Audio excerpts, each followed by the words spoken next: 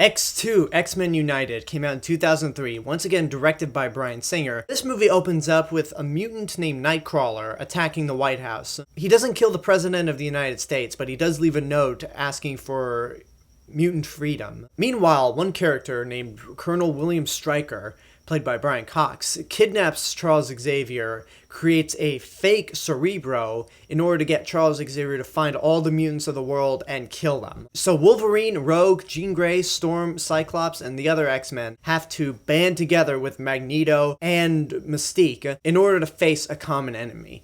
Now, X2 has been touted by some people as being the best X-Men movie.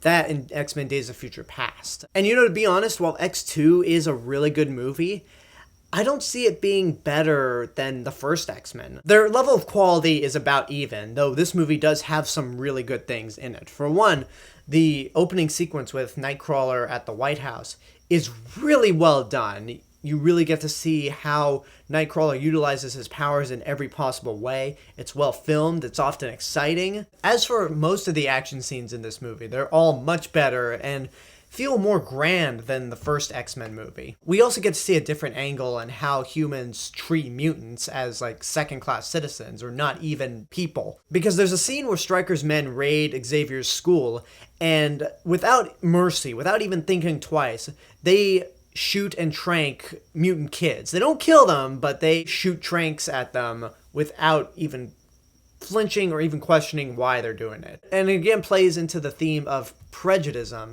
where humans just hate mutants. The new cast members are really good. As I mentioned, we have Nightcrawler in the movie, who's played by Alan Cummings, who's really good, even though I don't feel like he's in the movie enough. We have Brian Cox, who's playing William Stryker. He's really good and full of menace. And one actor who was in the first X-Men but was merely a cameo is Shawn Ashmore, who plays Bobby Iceman. He's really good, and the dynamic between him and Anna Paquin's Rogue is really good. And all the returning characters are, most are still good. Rogue is still enjoyable to watch. The way she acts in this movie, it feels a little more in tune to how I'm familiar with Rogue. Wolverine is still really good. We get some more depth on his backstory and really get to see how he got his adamantium skeleton.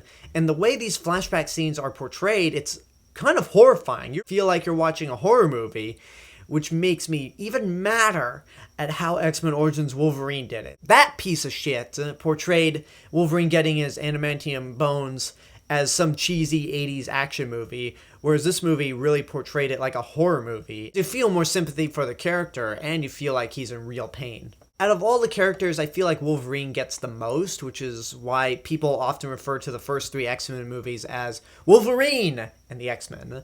But if there's another character that got a lot of development, or more development than others, I'd say it's probably Jean Grey, because throughout this movie, she's struggling to really get accustomed to her powers, and sometimes she's a little timid of using them, so by the time the finale comes around and she has to basically sacrifice herself, it's pretty effective. Halle Berry is better as Storm, but really that's not saying much. And that's all I have to say about that. This would be a perfect segue into things that I didn't like about the movie and things that just irritated me. I've mentioned a few, like Alan Cummings as Nightcrawler not being in the movie that much. One thing that really annoyed me, and this might be more in the realm of I don't get this, so somebody should probably explain it, is that this movie really portrays some questionable uses of mutant powers. For example, when Magneto breaks out of his cell from the first movie, Mystique beforehand had pumped the security guy full of iron, like the iron you get in your body, and then Magneto pulls all the iron from his body to create some metal balls, and I'm like, can Magneto pull iron from your body out in the comics? Because I don't think I've ever seen him do that. And then also this movie introduces Colossus. He's a normal looking dude, but sometimes he'll transform into metal, which looks very glossy and more like liquid metal from Terminator 2, and not the Colossus that Deadpool presented, which is more comic accurate. And maybe I wouldn't be confused if this series wasn't so infamous for kind of straying away from bits of the comics, because sometimes they'll mishmash mutant powers together, sometimes they'll make stuff up, the costumes aren't accurate to their comic book counterparts, but I feel that this movie stays true enough to the spirit of the X-Men and what they represent, and it tackles the themes of the X-Men so well that I don't care if the costumes are different. But the different kinds of powers or where they make up shit, I'm a little sketchy on that. But, I mean, overall, X2 is just as enjoyable as the first X-Men movie. For all this stuff I said about enjoying it as much as the first X-Men, I'm gonna say it's worth seeing in your lifetime. Because I don't think I have as many criticisms as I did with the first movie, but I felt like the first movie was a little more well-paced, and this one seemed to drag in a few spots here and there, but still,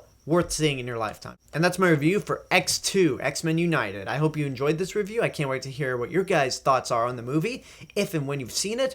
Like, comment, subscribe, share me with your friends. Don't forget to check out my official website.